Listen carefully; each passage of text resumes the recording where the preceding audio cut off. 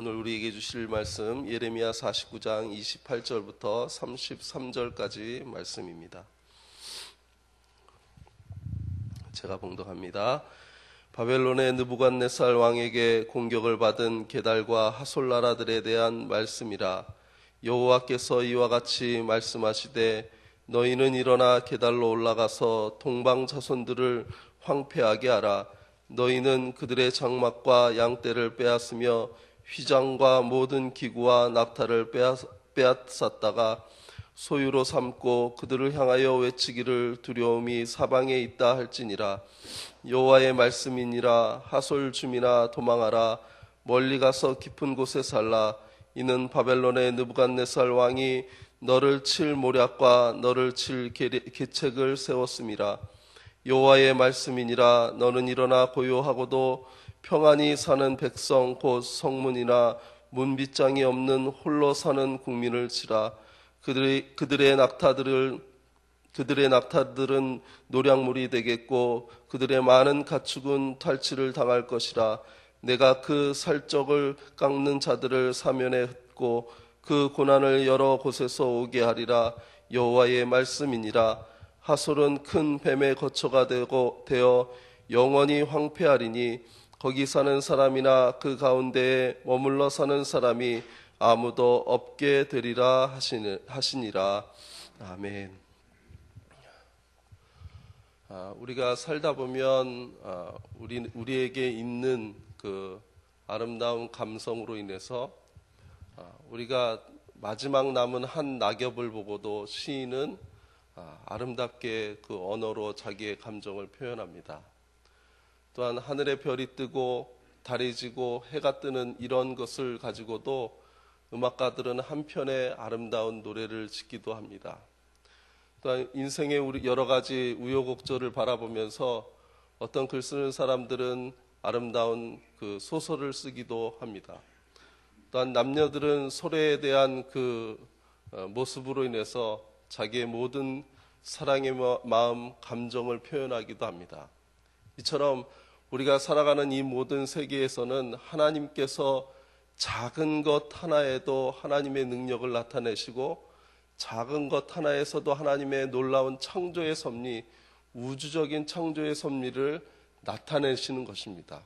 또한 인간은 그것을 보고 그러한 아름다운 감성, 또한 그것을 통해서 이것을 만드신 분이 분명히 있는데 이 만드신 분을 생각하게 하는 것이 전능하신 하나님의 형상을 닮은 우리 모두는 하나님을 자연의 모든 것을 통해서 작은 것 하나를 통해서 하나님을 바라볼 수 있도록 우리 하나님께서 그렇게 만드신 것이죠.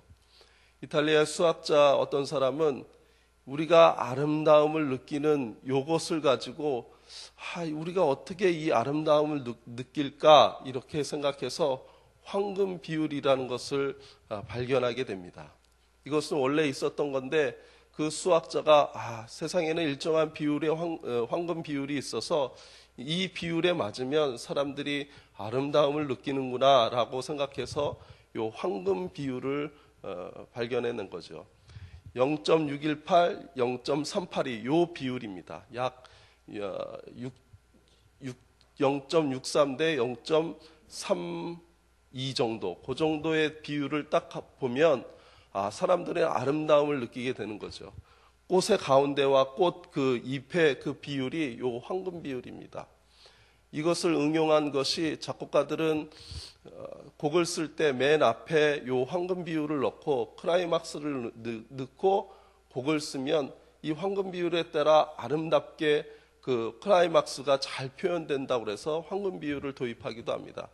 뒤쪽에다가 요 황금 비율을 넣어서 마지막에 힘있게 끝나게 해서 요 황금 비율에 따라 곡을 쓰면 곡이 참 아름답고 전체적으로 느끼기에 감성을 충분히 느낄 수 있는 곡을 작곡하기도 합니다. 미술하는 사람들도 요 황금 비율에 따라 구도를 잡으면요 사람 보기에 아름답게 느껴집니다. 이것이 황금 비율입니다. 또 이것이 디자인에서 사용되면요 디자인의 모든 비율들을 그 황금 비율로 맞추면 사람들이 그것을 구매하고 싶은 욕구가 일어나도록 만든 것이 이 황금 비율입니다. 이처럼 우리가 사는 이 모든 세상은 자연을 통해서 하나님을 느끼고 하나님을 깨닫게 하시고 하나님을 찾을 수 있도록 하나님께서 이 모든 자연을 그렇게 만들어 놓으셨다는 것이죠. 오늘의 본문은 게달과 하솔에 대한 그 예언입니다. 그런데 이 게달과 하솔은요, 고대 근동 지역에서 큰 나라가 아니었습니다.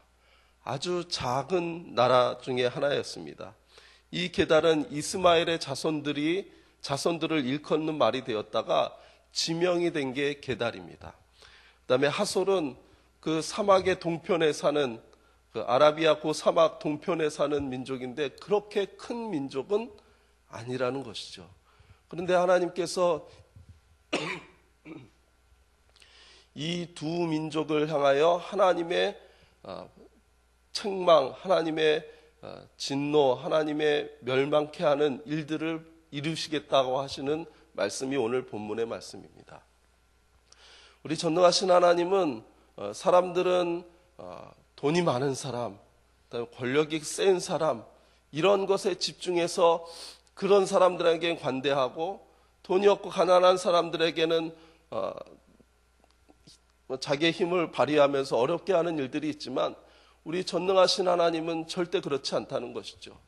부한 사람이나 가난한 사람이나 능력이 있는 사람이나 능력이 없는 사람이나 또한 존귀 여기는 사람이나 비천한 사람이나 우리 하나님 앞에서는 다 똑같이 그 사는 삶으로 인해서 하나님이 그를 축복하시기도 하고 또한 하나님께서 그를 저주하시기도 하고 책망하시기도 한다는 거죠. 하나님 앞에서는 그 누구도 피해갈 수 없다는 것입니다. 그래서 성경에는 그 작은 민족이지만 그들이 잘못한 것으로 인해서 하나님의 책망을 받고 징계를 받는 것이 오늘의 본문의 말씀입니다. 이 두 민족이 하나님 앞에 죄 지은 것은 하나님을 첫 번째로 몰랐다는 것입니다. 제가 말씀드렸듯이 게달의 민족은 이스마엘을 통해서 형성된 민족입니다. 아브라함이 자기의 생각대로 하나님의 말씀이 분명히 있었음에도 불구하고 자기의 생각대로 한 민족이 이스마엘 민족입니다. 그러면 전능하신 하나님이 분명히 그 이스마엘을 통해서 하나님이 아브라함에게 주신 그 복을 똑같이 주셔서 너희들이 이 땅에서 번성하겠다 이렇게까지 축복을 하셨는데 이스마엘 족속은 어느 순간부터 하나님을 잊어버리고 하나님과 동행하지 않고 자기의 뜻대로 살아가는 민족이 되어버렸다는 것이죠. 또한 하솔에 대해서는 하솔은 여러 가지 이제 목축을 하면서 이동하는 민족이었어요. 그렇게 큰 민족이 아니었습니다. 그런데 그렇다고 해서 작은 민족이지만 가난하게 살았던 민족도 아니에요. 옮겨 다니면서 목축하는 가운데 양떼들도 상당히 많았고 자기가 목양하는 그 재산들이 상당히 많았습니다. 그런데 하나님께서 이 민족들, 작은 민족들을 거론하시는 것은 그 사람들이 분명히 조상으로부터 하나님에 대해서 들었을 것이고 조상에서부터 하나님에 대해서 역사하신 것을 알았을 터인데 어느 순간부터는 하나님과 함께하지 않고 자기 자신의 힘을 의지해서 살았다는 것이 큰 문제입니다. 제가 아까 말씀을 드렸듯이 모든 자연에는 하나님께서 만드신 그 섭리가 있어서 그 자연을 보고 이것을 만드신 전능하신 하나님을 깨닫게 하고 느끼게 하는 것이 다 있기 때문에 그것을 감출 수가 없다는 것입니다. 그것이 로마서 1장에 잘 나타나 있습니다. 로마서 1장 19절에서 20절을 제가 한번 읽어보겠습니다. 이는 하나님을 알만한 것이 저희 속에 보임이라. 하나님께서 이를 그들에게 보이셨느니라. 창세로부터 그의 보이지 아니하는 것들 곧 그의 영원하신 능력과 신성이 그가 만드신 만물에 분명히 보여 알려졌나니 그러므로 그들이 핑계하지 못할지니라. 내가 하나님을 못 들어서 몰라요. 내가 하나님을 안 봐서 몰라요. 이렇게 변명하지 못하도록 이 모든 만물 속에 하나님의 창조의 섭리를 담아 놓으셨고, 이 창조의 섭리를 보면서 인간 아니고 전능하신 그분이 이 세밀한 것까지 이렇게 아름답게 만드신 분이 있다는 것을 이미 자연의 그 모든 것을 통해서 보여주셨다는 것입니다. 이것을 신학적인 용어로 일반 계시라고 합니다. 특별 계시는 말씀을 통해서 전능하신 하나님을 있게, 말씀을 통해서 전능하신 하나님을 깨닫게 하는 것이 특별 계시입니다. 그래서 성경의 말씀, 이거는 특별 계시입니다. 일반 계시라는 것은 뭐냐면 제가 말씀드린 대로 모든 만물에 숨어있는 하나님의 섭리와 뜻, 능력을 통해서 하나님을 깨닫게 한다는 거죠. 이 게달과 하솔은 그것을 바라보면서도 하나님을 깨닫지 못했다는 것이 큰 죄입니다.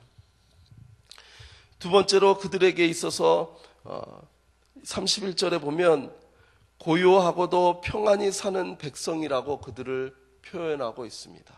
다시 한번요. 고요하고도 평안히 사는 백성. 그래서 성문을 두지 않고 집에 빗장을 두지 않을 정도로 그렇게 고요하고 평안히 살았던 것입니다. 내 삶에 문제가 없고 내 삶에 여러 가지 평안함이 있다고 해서 그것이 큰 축복일까라고도 저는 생각해 봅니다. 하나님 없이 말이죠. 하나님 없이 내 삶에 별 문제가 없고 하나님 없이 내 삶에 여러 가지 그냥 우여곡절 없이 평안히 간다는 게 결코 축복이 아니라는 것이죠. 왜냐하면 우리의 힘은 유한하기 때문에, 우리의 능력은 유한하기 때문에 내가 어려움을 당하거나 경제적인 어려움을 당해서, 또한 건강의 어려움을 당해서, 혹이라도 우리 가정의 어려움을 당해서 그것을 통해서 전능하신 그 하나님을 찾게 될 때에 하나님을 만나게 되고, 또 하나님이 함께 하시고 우리의 삶을 이끌어 주신다는 것을 깨닫고 느끼며 만나는 것이 진정한 축복이라는 것입니다. 오늘 찬송에 마음속에 근심 있는 사람 주 예수 앞에 다 아뢰어라. 왜 아뢰어야 됩니까? 우리 하나님은 우리의 고난과 걱정과 근심을 외면하는 분이 아니고 그것을 들으시고 우리의 삶에 내가 살아있어, 내가 너희와 함께 할 거야, 내 삶 가운데서, 너희 삶 가운데서 내가 역사할 거야, 이것을 보여주시는 전능하신 하나님이시라는 겁니다. 그들의 삶 가운데 자기의 삶이 평안하다고 해서, 여러 문제가 없다고 해서 하나님을 잊고 살았다는 것이 큰 죄라는 것이죠. 그래서 결국은 하나님께서는 이 두 작은 민족을 하나님의 방법대로 치리하시려고 하시는 본문이 오늘의 본문입니다. 하나님께서는 이 땅의 큰 자들에게는 많은 것을 요구하십니다. 부자와 나사로의 모습 속에서도 부자가 특별히 뭐 이렇게 어렵게 했다거나 뭐 그렇게 악하게 살았다는 내용은 없습니다. 그런데 하나님께서 그 큰 것을 맡겼을 때는 큰 일을 감당하도록 그것을 맡긴 것인데 그것을 외면해 버렸다는 거죠. 그런데 반면에 나사로는 하나님이 그 어려운 자리, 생애에서 어려운 자리에 있었기 때문에 영원한 삶에서는 네가 좀 더 행복하게 살아라, 이렇게 오히려 가난한 나사로를 더 우대하는 모습을 보이게 된다는 거죠. 이건 우리의 삶에서 모든 영역에서 하나님께서 우리에게 묻고 하나님이 우리에게 요구하시는 방향입니다.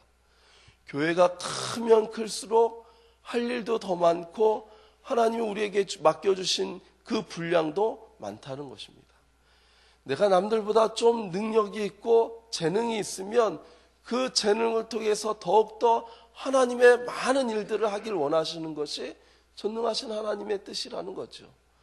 내가 남들보다 물질이 많으면 그 물질이 많은 것으로 인해서 연약한 사람을 돕고 많은 사람들과 함께 더불어 하나님의 세계에서 아름답게 살아가라고 우리에게 맡겨주신 재산이라는 것을 기억하시기 바랍니다. 내가 큰 정치적인 능력을 주셨으면 그 능력으로 여러 사람들을 어렵게 하는 것이 아니라 함께 아름답고 함께 더불어 평안한 삶, 하나님이 이 땅에서 나타나시고자 하는 일들을 그 모든 삶에 펼치시길 원하셔서 그 능력을 우리에게 주셨다는 것입니다. 오늘 이 자리에 오신 사랑하는 귀한 성도님들의 삶 속에 이러한 은혜와 하나님이 함께 하시는 귀한 깨달음이 있길 주님의 이름으로 축복합니다. 이것을 깨닫는 것이 진정한 축복입니다. 하나님이 나에게 맡겨주신 것을 깨닫는 것이 진정한 축복입니다.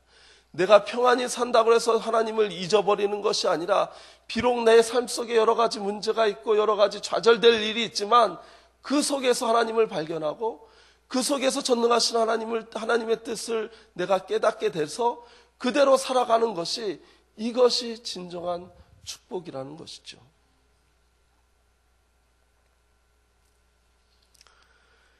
기달과 핫솔은 그들의 평안하고도 고요한 삶으로 하나님을 잊고 살았을 뿐만 아니라 그들이 가지고 있는 풍요로움으로 하나님 없이도 살아가는 모습을 보이기도 했습니다. 오늘 혹이라도 이 새벽에 마음속에 근심 있는 분들은 기도 중에 역사하시는 주님을 만나시길 주님의 이름으로 축복합니다. 눈물나며 깊은 한숨 쉴 수밖에 없는 삶의 자리에 계신 분들도 이 새벽에 주님을 만나시길 주님의 이름으로 축복합니다. 우리와 함께 하시겠다고 약속하신 주님을 또한 2014년뿐만 아니라 송구영신 예배를 통하여 2015년도에도 이러한 주님의 축복이 저와 여러분의 가정에 충만히 넘쳐나길 주님의 이름으로 축복합니다. 기도하겠습니다. 사랑의 하나님, 전능하신 하나님을 날마다 우리가 의지하며 나아갈 수 있도록 주님 우리의 연약함을 도와주시길 원합니다. 우리가 평안할 때에도 우리가 험난한 길을 갈 때에도 전능하신 하나님을 우리가 붙잡고 그 손 놓지 않고 꼭 붙잡고 가는 사랑하는 성락의 공동체 될 수 있도록 주님 인도하여 주시옵소서. 2014년도도 얼마 남지 않았습니다. 하나님 우리에게 맡겨주신 귀한 일들 2015년도에는 반드시 이루어드릴 수 있도록 주님 인도하여 주시옵소서. 나의 재능을 들여서 주님을 기쁘시게 하게 할 수 있는 자리에 설 수 있도록 주님 붙잡아 주시옵소서. 나의 물질로 하나님의 거룩한 일들을 감당할 수 있는 자리에 설 수 있도록 주님 인도하여 주시옵소서. 나의 세상의 힘을 가지고 여러 어려운 사람들을 함께 보다두며 건강하고 아름다운 사회를 이루어 나가고자 하는 하나님의 뜻을 펼칠 수 있는 우리의 힘들이 될 수 있도록 주님 축복하여 주시옵소서. 넉넉히 우리의 삶 가운데 하나님이 나타나며 하나님을 증거하는 귀하고 복된 우리 성락의 공동체 될 수 있도록 이 새벽에도 깨닫게 하시고 말씀하여 주시며 함께 하시는 주님을 만날 수 있도록 주님 인도하여 주시옵소서. 예수님의 이름으로 축복하며 기도하여 싸움나이다. 아멘. 공동기도문 사역입니다.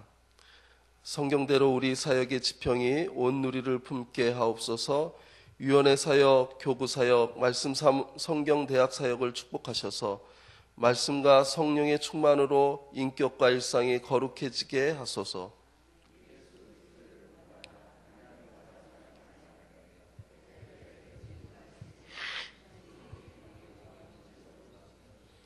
한 사람을 사랑하고 세우는 일이 사역의 근원이 되게 하시고 하나님 나라에 헌신하는 작은 모임을 거룩한 영으로 채우시며 우리 사역이 사회 변동과 역사 흐름을 이끌어가게 하옵소서. 아멘. 주님이 가르쳐 주신 기도하겠습니다. 하늘에 계신 우리 아버지, 아버지의 이름을 거룩하게 하시며 아버지의 나라가 오게 하시며 아버지의 뜻이 하늘에서와 같이 땅에서도 이루어지게 하소서. 오늘 우리에게 일용할 양식을 주시고 우리가 우리에게 잘못한 사람을 용서하여 준 것 같이 우리 죄를 용서하여 주시고 우리를 시험에 빠지지 않게 하시고 악에서 구하소서. 나라와 권능과 영광이 영원히 아버지의 것입니다. 아멘. 지금 들은 말씀이 내 삶으로 이어지게 하옵소서. 2015년 희년후 첫 해에 주실 은혜를 사모하게 하소서. 추운 겨울을 어렵게 지내는 이들에게 그리스도의 사랑이 가득하게 하옵소서. 지영은 담임 목사님의 사역과 가정에 하나님의 충만한 은혜와 강건한 은혜를 더하여 주옵소서. 송구영신 예배를 통하여 한 해의 마무리와 또 오는 새해의 계획에 하나님의 은혜를 더하여 주옵소서. 이 여러 가지 기도 제목과 각자 가지고 나오신 기도 제목 아뢰신 후 돌아가도록 하겠습니다. 기도하겠습니다. 살아계신 성사신 주님, 2014년도 마지막 새벽 예배를 우리에게 허락해 주시옵소서.